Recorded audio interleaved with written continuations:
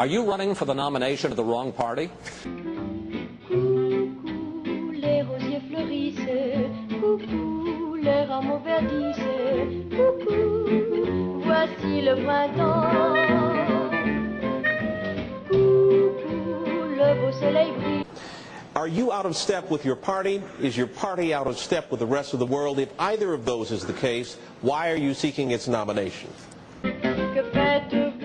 Que faites-vous encore à... Well, I think the party has lost its way because the conservative wing of the Republican Party always advocated a non-interventionist foreign policy. Republicans were elected to end the Korean War. The Republicans were elected to end the Vietnam War. There's a strong tradition of being anti-war in the Republican Party. It is the constitutional position. It is the advice of the founders to follow a non-interventionist foreign policy. Stay out of entangling alliances. Be friends with countries. Negotiate and talk with them and trade with them.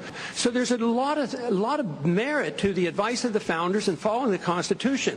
And my argument is that we shouldn't go to war so carelessly. When we do, the wars don't end. Congressman, you don't think that changed with the 9/11 attack, sir? No, non-intervention was a major contributing factor. Have you ever read about the reasons they attacked us? They attack us because we've been over there. We've been bombing Iraq for 10 years. We've been in the Middle East. I think Reagan was right. We don't understand the irrationality of Middle Eastern politics. So right now we're building an embassy in Iraq that's bigger than the Vatican. We're building 14 permanent bases. What would we say here if China was doing this in our country or in the Gulf of Mexico? We would be objecting. We need to look at what we do from the perspective of what would happen if somebody else did it to us. Are you suggesting we invited the 9/11 attack, sir? I'm suggesting that we listen to the people who attacked us and the reason they did it. It's an extraordinary statement as someone who lived through the attack of September 11 that we invited the attack because we were attacking Iraq. I don't think I've ever heard that before, and I've heard some pretty absurd explanations for September 11.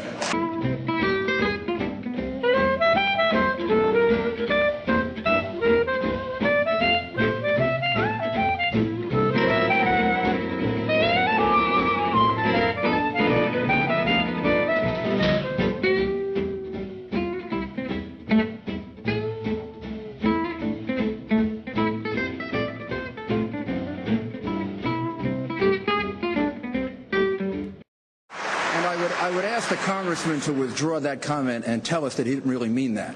Congressman? I believe very sincerely that the CIA is correct when they teach and talk about blowback. When we went into Iran in 1953 and installed the Shah, yes, there was blowback.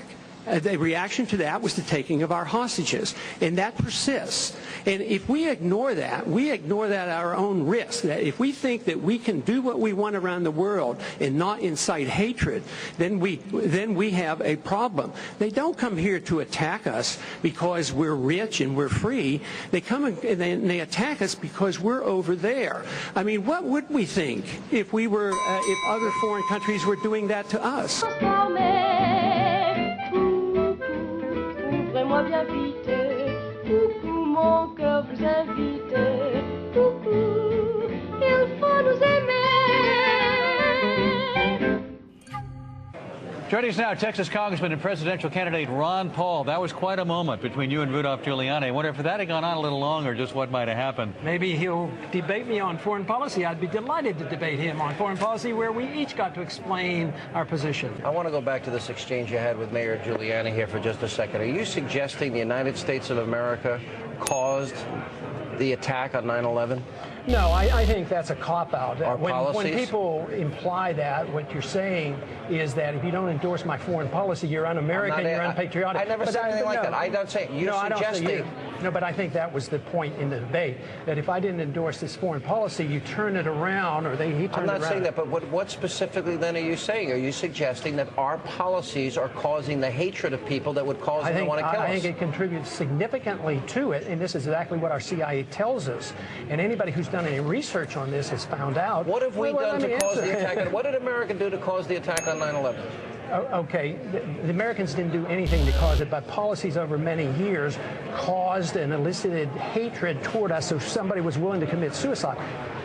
For instance, the occupation with our military troops on their holy land in Saudi Arabia, bombing a Muslim country for 10 years, putting on sanctions that killed hundreds of thousands of people.